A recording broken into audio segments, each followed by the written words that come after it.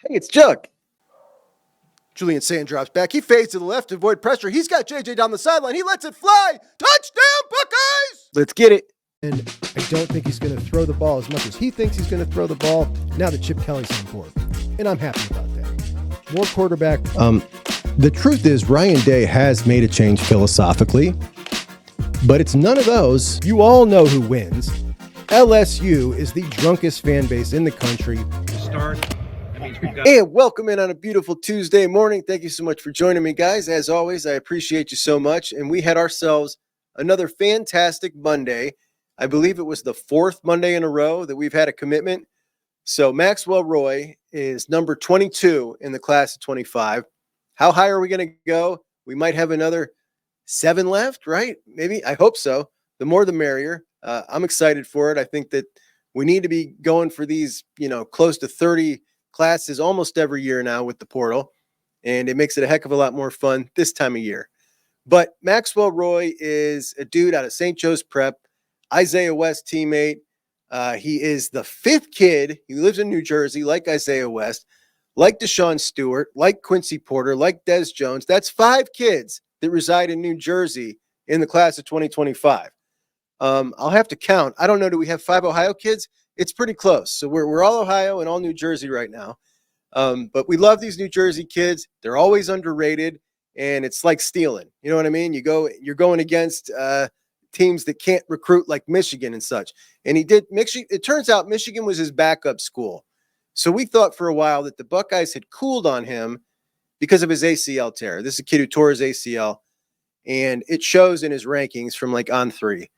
But we thought that the Buckeyes had cooled on him because of that, and that's why Michigan was in the lead, and he was probably going to end up at Michigan. But that was never the case. They never did cool on him, and he said at his official, and that was before his Michigan official, that he knew he wanted to be a Buckeye. And this is a guy who is not going to he's 6'2 and a half, verified 290, and he's not going to wow you in his tape. We've watched his tape. He's got, he plays with great leverage. He's very strong. He's not a twitchy athlete. He's nothing you're not going to ooh and ah when you watch him, but he's super solid.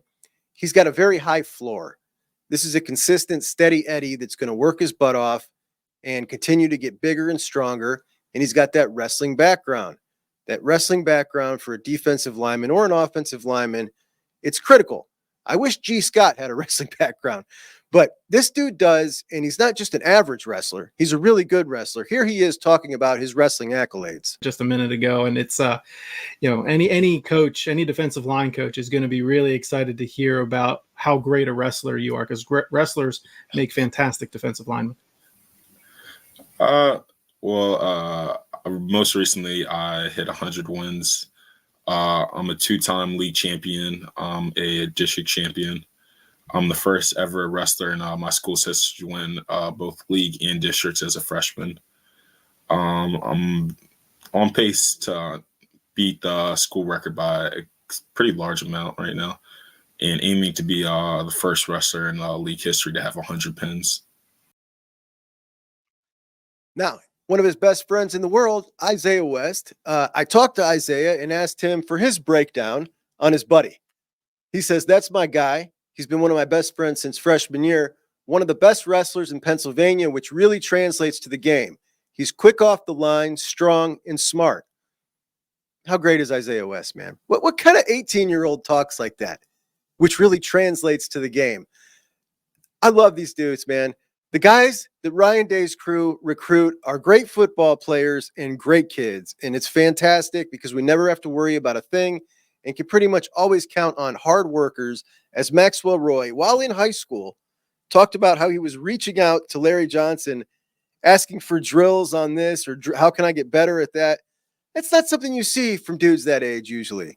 First off, it takes a lot of stones to do that, be reaching out and asking for help and just show you're interested that way. And it shows how smart you are. If you want to be at Ohio State, you want to get that offer, you want to be prioritized, you're reaching out to the coach, asking how you can get better. And I don't know, man. I like him. I like his attitude a lot. Like I said, not going to wow anybody. He's not a big playmaker. Like I think Trajan Odom's a much more exciting playmaker. He's someone who's going to put up more flashy stuff. But this dude is a strong, thick dude with good leverage in the middle and a hard worker. And that's great. You need those kind of guys too. And then again, he makes our second big dude in the middle. So good stuff. Absolutely like him. And speaking of wrestlers, I saw a story. Luke Fickle was, so Luke has got up at Wisconsin a top 20 class going on right now. And we know Luke's a great wrestler.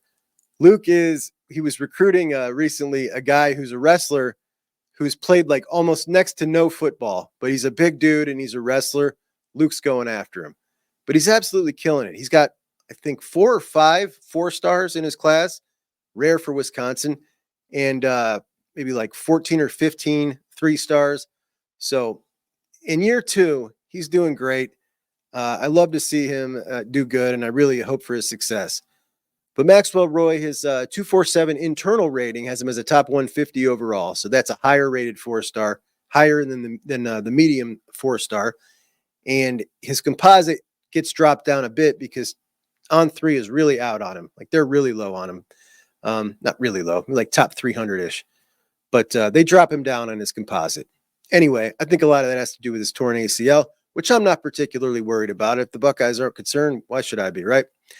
He does have a 79-inch wingspan, so very good. He's really good at stacking and shedding blocks, which is, when you engage and he puts his arms out and then throws them to the side because he's really strong. So that's really good.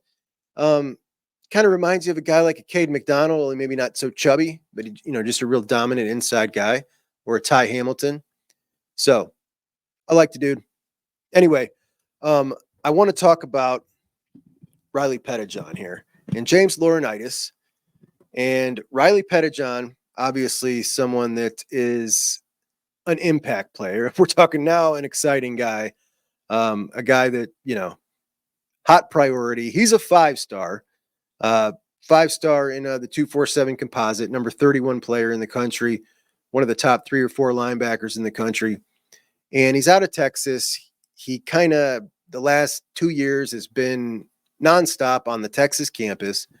And it was thought basically for this entire recruitment by almost everybody that he was a big time Texas lean. And it was almost a foregone conclusion that he was going to go to Texas. Well, things have been heating up with Ohio State ever since he came on his official visit. And he was on his official visit with TJ Alford.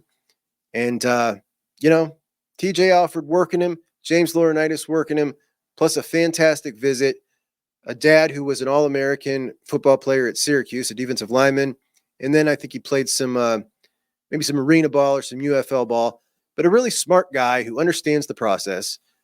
And they're looking around, and it looks like it was kind of changing from Texas and Ohio State to Ohio State and Texas A&M to now as we head into, and he's announced his decision is going to be on Saturday, an Ohio State and USC battle. Now, how could USC get in this battle? Well, we know USC is getting in this battle because all of a sudden they've got deep pockets and nobody to spend that money on, as they lost Justice Terry, lost Elijah Griffin, lost their cornerback down in Florida, didn't get Dorian Brew. They aren't going to get Trey McNutt. Where does that leave them? It leaves them absolutely overspending for any top defensive prospect they can get their hands on. Riley Pettijohn's one. And it sounds like a not very advantageous move for a guy, the talent of Riley Pettijohn, to go there and be the first one, right? Now you're going to be the first one and hope that they sign some other players and hope that this defense turns around. Because I don't care how good you are. If you go and play for a defense that's a total embarrassment and just gives up play after play after play, you're screwing your future. But they're going to come really hard with an offer. And maybe, there is a certain point where you can get even, a smart set of parents to make a bad choice based on a big pile of money up front. But Riley Pettijohn, this is an NFL player. And, where he gets drafted might very well depend on where he goes to college. USC does not seem like a very smart move. And I'm hoping that it doesn't turn out that way, but there certainly is a lot of traction in that direction. So we'll see. But I'll tell you what would be incredibly impressive is if James Laurinaitis in his first cycle, not even a full cycle, remember, he didn't even travel. He didn't get to travel for visits until Parker Fleming was relieved of his duties, and then he got to travel in a temporary capacity, went down on his first visit to see his number one priority, TJ Alford, lands TJ Alford. Then he lands Eli Lee, who to him is a very important prospect. And now the next guy up is Riley Pettijohn, and he could potentially land his top 3 targets. And I think it would just cement what we've known about him all along. He's going to be a great coach. He's going to be a fantastic recruiter because he's got something that these other linebacker coaches don't have. You know, he's the Rams' all-time leading tackler. He's a Buckeye from out of state. He loves Ohio State. He's a very sincere man, and he owns every room he's in. He's just a guy that everybody's around him. It just seems like they're in awe of him. And if you've ever seen a clip of him at practice, it's really fun. I'm going to dig for a clip and show you what he looks like when he's practicing with the guys. It's really cool. But the number 1 college football writer in 2023 in the JUCK on Bucks football ratings, Brad Crawford. Well, JUCK on Bucks wasn't around in 2023. I retroactively awarded him that because in 2024, he put our show in 247 in an article. So you automatically win the year prior when you put us in 247. Anyway, he's probably going to win 24 because of that too. But Brad Crawford put an article out in 247 today where he predicted all the bowls and all the playoffs. And I kind of wanted to go through it because I think it's fun to think about what this playoff is going to be like and actually give us some mental imagery of these matchups that could be coming. And I do want to point out something here now. Now, I first made this video 3 months ago. All right. Now, I made this video and I put it on my National College Football channel, which is a channel that I started to talk about national college football stuff because I know sometimes, you know, people are here for, you know, Buckeye news and they might not want to hear about Miami. So I did this breakdown of Miami and in my contender series of the teams that I think are going to make the playoff. In the Canes, the first video I made on it, going to make the playoffs. And boy, that thing got 7,000 views. I had 15 followers, which means that's crazy to have 15 subscribers and get 7,000 views. And the reason it did is because it was such a hot take that Miami was going to make the playoffs. And I got called a lot of names for saying that. Now I broke it down and laid out the case, and I think it's a very good case. But now we're seeing all sorts of nationals say that they think Miami's going to make the playoffs, including the number 1 number 1 college football journalist in the JUCK on Bucks rankings, Brad Crawford. So not a hot take anymore. Anyway, let's go through and talk about these playoffs. But before we do, I want to talk about the other bowls. So the other bowls have been terrible pretty much ever since the 14 playoffs started. There's been a couple of good matchups, but there's always so many people sitting out. And now with the transfer portal, these teams are losing, 20 and 30 guys at times before they go into those bowl games that, nothing's on the line for and don't matter. And I hate that because it's just part of the college football year that I loved so much. And now it's all trash except for the playoff. It helps us now that we have an expanded playoff, so we have more games that people are going to play and participate in. But I've been hoping for a while that maybe they would find a way to, tie in NIL deals or structure things like that to try to incentivize these kids to play the bowl games. And maybe they will with this revenue sharing, because you got to think that the TV networks, they probably take a hit on these bowl games with all the people that sit out now. But anyway, I wanted to have a talk about this here and go through what these potential matchups could look like. Because when I first heard that there was going to be the 12-team playoff, my initial thought was, all right, all these other bowl games are just going to be all the crap that's left over. And these matchups turned out to be pretty good.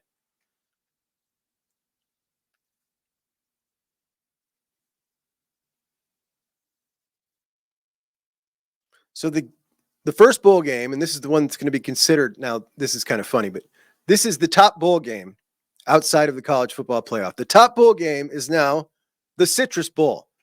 And the Citrus Bowl is going to get the first pick of the litter of teams 13 and 14. Well, it's really going to be teams 12 and 13 because the 12th seed is going to go to the group of 5, and they're not going to be ranked 12. Somebody else is going to be ranked 12, and they're going to get screwed by that. However, in this scenario, this matchup that Brad Crawford predicts are the two teams that we last played, Missouri and Michigan. So if it's Michigan that gets screwed out of that 12th spot, that would be quite hilarious. The interesting thing here is that Missouri has an incredibly easy schedule compared to the rest of the mighty SEC and a lot of returning production. And Brad does not see them making the playoffs. Let's pull up their schedule. So they got Murray State, then Buffalo, Boston College, and Vanderbilt. Then they got Texas A&M, who everybody thinks is going to be improved this year, but, you know, I can't see him beating Missouri. Missouri will definitely be favored. We'll put it that way. UMass, they'll be favored at home against Auburn. They go to Alabama, which is going to be their toughest game of the year. They got Oklahoma at home. Oklahoma predicted to go about 7-5. Then they got South Kakalaki, Mississippi State, and Arkansas. Like, this is the 62nd ranked schedule in the country per Phil Steele. So easy pickings, and they very well might make the playoffs. I think they should with that schedule. They got Brady Cook back. Eli Drinkowitz is doing a great job. I really like their team. So we'll see what happens, but that's our Citrus Bowl, Missouri and Michigan. We know Michigan's schedule includes Texas, USC, Washington, Oregon, and Ohio State. The look-ahead lines have them as underdogs to Texas, Ohio State, and Oregon. I think they lose all three of those, which doesn't necessarily kick them out of the playoffs. If USC and Washington and Wisconsin, who's also on their schedule, end up having good seasons, that would give Michigan 3 really good wins. And, they just might be if a 3-loss team ends up getting in, and that's going to happen 57% of the time, they'll probably be the first number 3 up because they lost to good teams and then they beat 3 good teams. So we'll see. Then we got the best SEC Big Ten matchup, and that's going to be, never mind. The first one is an SEC Big Ten matchup. The next best SEC Big Ten matchup is going to be Tennessee and Iowa. That's another awesome game. The Gator Bowl is going to be NC State, ACC, and LSU, SEC. That'll be another really good one. You got Dave Doran and NC State. They're rolling against angry Brian Kelly. The Alamo Bowl, Big 10 USC, Big 12 Oklahoma State, which means Oklahoma State is not going to make it in his playoffs here. Another game, the Pop-Tart Bowl, has Utah and Clemson, 2 teams that have never met.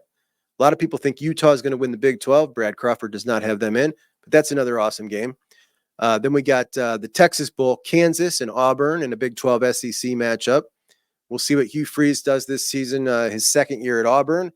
And hopefully it is hot garbage and Malik Autry realizes he doesn't want to go play for this guy. He's horrible, absolutely horrible. By the way, I've put this picture up several times, and it is an official visit of Malik Autry's that he has at Auburn. And in this official visit, he's holding up a sign, and the sign says, "Freeze warning." Now, I never even realized it till I put this on one of my thumbnails the other day.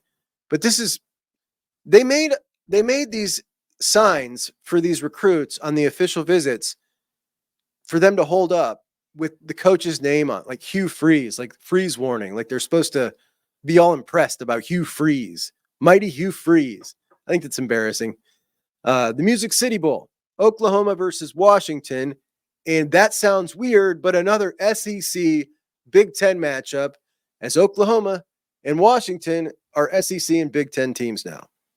In the Sun Bowl, we got Louisville, and I didn't write down their opponent. In the Holiday Bowl, we got Virginia Tech and Nebraska. I like that one too. The Mayo Bowl, Syracuse and Wisconsin, as the Fighting Fickles look to take down the Kyle McCords. So, after we go through all those matchups, can we get more guys to play? Because that's a hell of a lot of good games, man. Like, all those games, very exciting for me. Absolutely love them. When you think all those matchups I just listed, does it seem like we've had that many good matchups in the bowl season the last couple of years? It sure doesn't to me, because those sound great. And we still got the playoffs to go. So hopefully they can find some way to incentivize these guys to start playing in these things more, because that would be one heck of a postseason. Now, let's get to the playoff. So round 1, remember seeds 5, 6, 7, and 8 are going to host a playoff game. And we'll start off here. Number 5, the 5 seed Oregon Webfoots will host a rematch from last year, the Liberty Flames. If the advantage wasn't good enough that you get to host a game at Autzen Stadium, which I think is one of the top 3 home field advantages in all of college football, based on the travel, based on the passion and the fan and the crowd noise and the way that stadium's shaped, you've got Liberty coming in. Like, this 5 seed is an advantage, man. It really is. And as long as they have this group of 5 team getting in this playoff with this automatic bid, that 5 seed is nice. You get to have that home field advantage to play a crap team. Not a crap. They're a good team, but they can't compete with any of these other teams. And you get to host them, make all that money, make your fans happy, get your second team in by the end of look, Oregon beat them so bad last year. They probably played nothing but the second and third team from the third quarter on. So obviously you want to have the bye for sure. But boy, the 5 seed looks pretty enticing. I'm sure our Duck fans in the audience are going to like this. The Duck fans have now become, they've overtaken the Michigan fans as the second biggest fan base in the JUCK on Bucks comment section.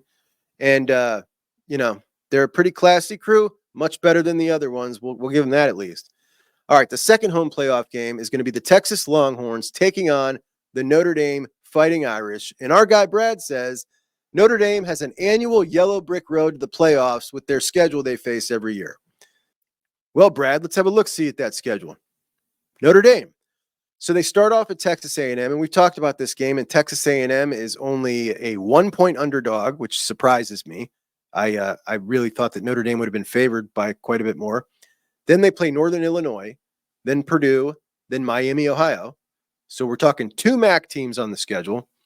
Then we got Louisville, Stanford, Georgia Tech, Navy, so Service Academy number 1, Florida State, Virginia, Army, Service Academy number 2, and USC. So with Navy, Army, and 2 MAC teams, Notre Dame plays only 8 Power 4 teams, and that is fewer than anybody else in the P4. Everybody else plays a minimum 9. Notre Dame does not. Phil Steele has them as the 59th ranked schedule in the country. And if you were paying attention, that means it is still harder than Missouri, who plays in the mighty SEC. I'll let you know. That means something, but it's a weak schedule for sure. But Notre Dame and Texas are going to meet down in Texas in the 6-11 matchup. So pretty weak for sure.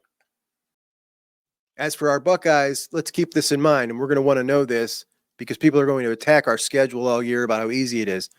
Buckeyes, number 35 ranked schedule. Texas, number 36. Ole Miss, number 40. Auburn, number 56. Missouri, number 62. So all those SEC teams don't have as hard a schedule as we do. I promise we won't hear about them, though. We're going to hear a lot about Ohio State and their easy schedule, not them. We'll keep that in mind, though. I won't let you forget. Anyway, Texas and Notre Dame squaring off at the DKR, one of the few stadiums that is the home of a blue blood that I have absolutely no interest in seeing. Totally boring stadium. I don't care how cool Austin is supposed to be. Any city with the slogan, keep this city weird, is just not a city for me. Portland, Austin, keep it weird. It's not for me. All right, our next game, Lane Kiffin and Ole Miss are going to host Miami. And that's all I got on that. Finally, Penn State is going to host a whiteouts against Alabama. How great would that be? So that is our top 8 teams. Not top 8. So that is our first round of playoff games. Now, that means our conference champions, the ones who got the bye, number 1, the Ohio State Buckeyes won the Big Ten in this projection. Number 2, the Georgia Bulldogs won the SEC. Number 3, the Florida State Noles won the ACC. And number 4, the Kansas State Wildcats won the Big 12, which means in the Fiesta Bowl, number 5 seed Oregon, who just dispatched Liberty at home, gets to come in and now play the Big 12 champion, Kansas State Wildcats. And that is a heck of an advantage to be able to play the G5. And then generally every year, that 4th seed is going to be the Big 12 champion. So you get the G5, then you get the Big 12 champion. The 5 seed is where it's at, man. It's where it's at. All right, in the Peach Bowl, Texas, having beaten Notre Dame in our projection, is going to take on Florida State. In the Rose Bowl, Ole Miss, having knocked off Miami in round 1, is going to play Georgia. And they also played Georgia this year in the regular season, so we got our first rematch. In the Orange Bowl, Ohio State is going to take on Alabama, who went up to Penn State in the whiteout and beat them. Shame on James Franklin, man. This guy does it every time. And maybe they need to give more than $7 million to their program. As we discussed yesterday in the live stream, $7 million is the amount of donations the Penn State boosters gave to the program and in their athletic department. Ohio State's figure was 57. Michigan's was 31. We're talking about states with the same population. Penn State's got a bigger alumni than Ohio State. Bigger alumni base. That's pathetic. Absolutely pathetic. All right. Oregon, of course, they beat Kansas State. All right. So now we are down to the college football semifinals.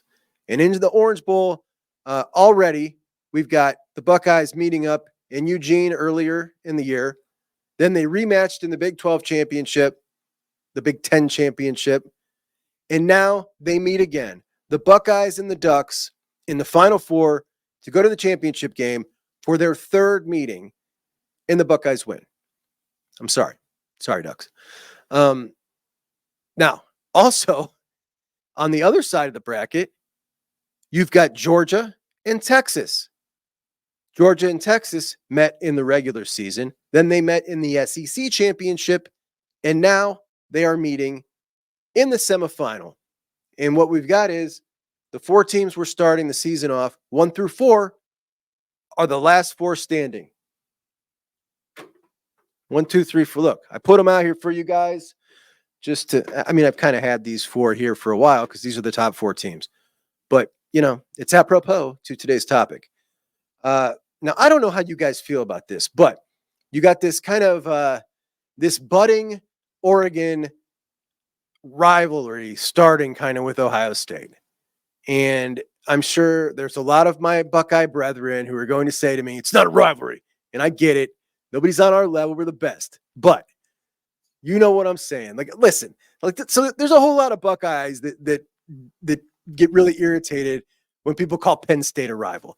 Like, when you play every year for 30 years in a row and you play great games, you can develop a rivalry. Like, it's okay to say, yeah, that's a rivalry. Even though we mollywop them, it's a good game. It's a game we all look forward to. It's a rivalry, in my opinion. You know, nothing is ever going to be our main rivalry, of course. But we can develop new rivalries. And I find this Oregon one very exciting and much more pleasant to talk about with the other side.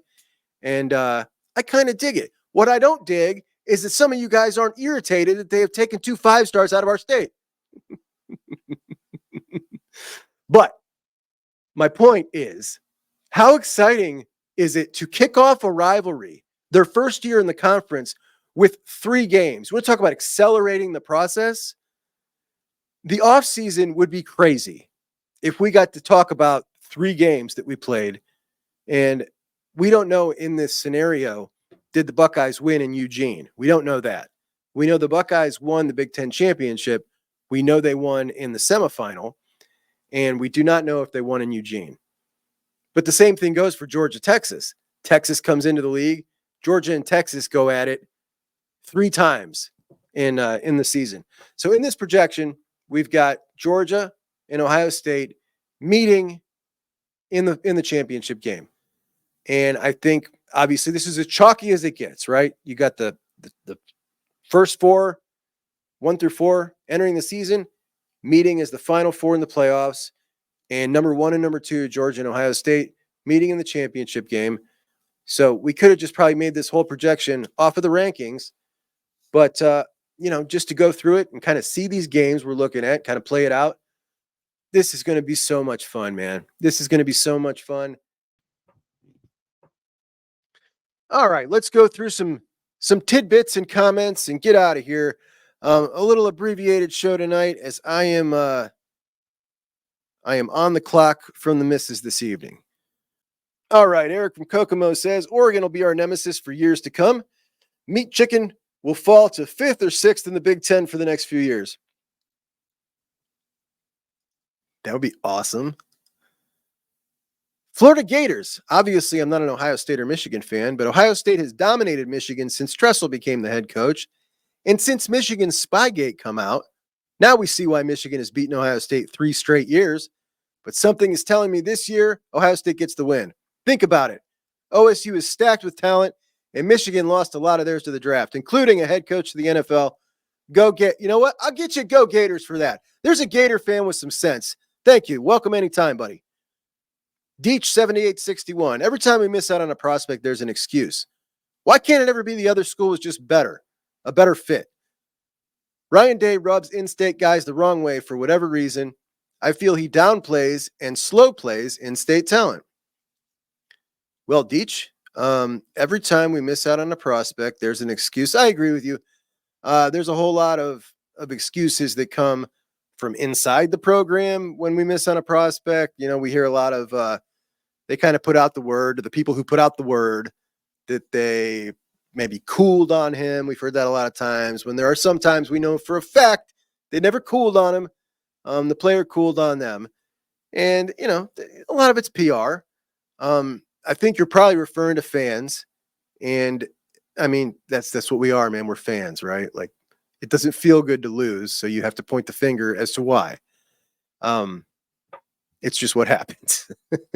I think I went through the 5 battles that we lost to Oregon this cycle.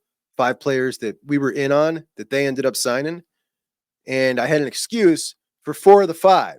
Now, in my mind, they were all very legitimate excuses, right? Like, they were, but they all were excuses. So I got trolled pretty hard for that, and I probably deserved it. I mean, I even said it in the episode. Like, I'm sure you guys are going to have a reason why, you know, the 5 that we won, like, there's a reason they have for each one of them, and everybody does. As far as the in-state guys, let me read and make sure I don't misquote you here. You think he rubs them the wrong way for whatever reason. I don't think I agree with that. But downplaying and slow playing the in-state talent, I wouldn't say downplaying, but slow playing it, absolutely. And this is something that is both bothersome to me and somewhat necessary. You can certainly understand why, but I think that a lot of times it's silly, right? Like, let's say, for instance, Sincere Johnson. Sincere Johnson has not been offered. Adam Guthrie, not been offered. 2 kids in the class of 2026 that are commanding attention and offers from around the country. Buckeyes aren't sure yet if they're sold on them, and they know as soon as they offer them, they might accept the offer, and then you have to take the offer. You can't screw around with an in-state kid, or you get a lot of egg on your face, and it's bad. It's a bad deal. So they wait as long as they can, and then if they don't think they can, and I hate to put it this way, get someone who's higher on their board, then they go with the in-state guy. But I do think there are instances, often, where they wait way too long. And let's say, for instance, Preston Bowman. They wait. Preston Bowman commits to Kentucky. He gets his offer the day after. Now, not only have you, like, if you offered that kid a day before, number one, you got him immediately. It's over with. Number 2, you don't have to put this kid in the situation where he has to go now and decommit. You know what I mean? Like, that sucks. That sucks for him. And nothing changed, right, with his talent. What changed is your priority list or whatever you wanted to do, you know. And when you add the money into this thing, it does make it harder on these coaches because they have to have this whole budget thing. It's clear they don't want to spend money on wide receivers this year. And it's also clear they don't want to spend money on linebackers this year. They want to spend the money in the trenches. And they got 2 really good cornerbacks. And, you know, those came with money, big time money as well, I'm sure. And I get it. I get why they do it. But, you know, there are some times where it does suck. You just wish that they would maybe move a little faster. And sometimes you don't need the top tackle in the country when you've got Sam Greer at Hoban. Go get that guy and develop him. He's a Buckeye. Go get him. He's a top 100 kid, and you can make him. He's 6'8". You can make him what you want to make him. So I get where you're coming from, though, on both points. Jay Thompson says, I've been saying for a while that unless we can flip Turbo, that's Anthony Turbo Rogers he's talking about, then the third running back I would add this season would be a portal guy. I can definitely see the benefit of adding a veteran starting experience to our young running back room next season. Definitely. You're looking at, if you bring in another freshman in the class, or you bring in another one in the class of 2025, 5 first and second year running backs. The only guy with any more experience than that is walk-on TJ Caffey. So I'm with you. If it's, well, I would make an exception. Turbo or Shakai Mills-Knight, who I don't think we have a shot at, but I would also do that for him. Justin Hill's decision is coming up Wednesday. I don't know what time that is yet. When I find out, guys, that's tomorrow. So when I find out, I will pump it out. We are definitely going to do a live for Justin Hill's announcement. So when we find that out, maybe I can find that out now. Give me just a moment. All right, I got it. It is 1 o'clock tomorrow. So 1 o'clock tomorrow, Justin Hill's announcement. We're going live, and it's going to be a party, we hope. But I think it's important when you make mistakes on the show to clear them up, you know, with everybody in the audience. And the other day, I made a mistake, and I need to clear it up. So the other day, I said this. Jerseys, by the way, they got the little bull horn on the side. Tell me what you think.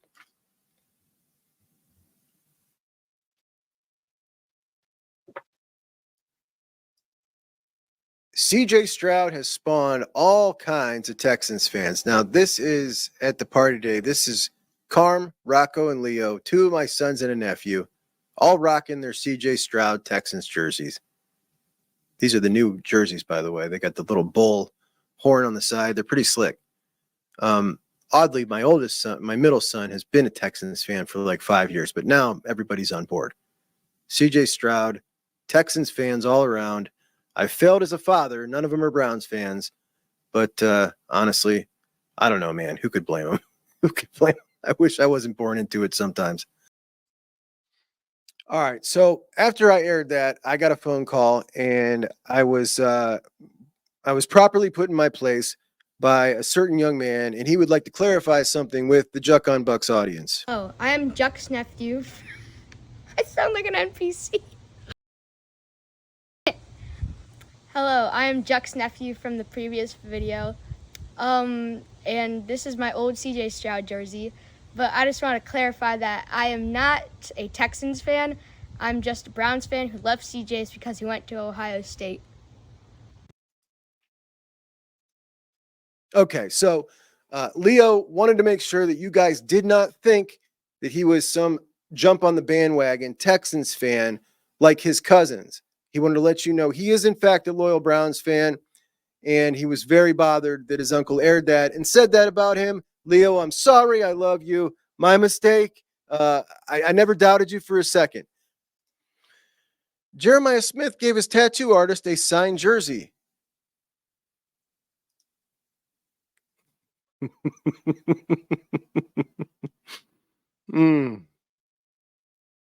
Good times. Good times. All right, guys, that'll do me. Thank you so much. Appreciate you for joining me. Please hit the like button. And I did see that 65% of the audience that is watching is not subscribed. So I'd appreciate if you could help me out and hit that subscribe button. If you are a recurring watcher, if you're not, I don't want you to muddy up the waters. But, if you watch, every so often, maybe ding that button for me. I promise I won't spam you. Everything I put out is fantastic. What I don't do is I don't release 20 clips of my full show in little 4-minute clips to keep bothering your timeline. So, I do that so that the people that are subscribed and get alerts don't constantly get spam because I hate that. Like, I already watched somebody's show. It was an hour long. And then throughout the day, I get 5 alerts because they release all these clips because they want to get their numbers up. I don't do that. So, all right. Thanks so much, guys. Talk to you soon. Juck on Bucks out.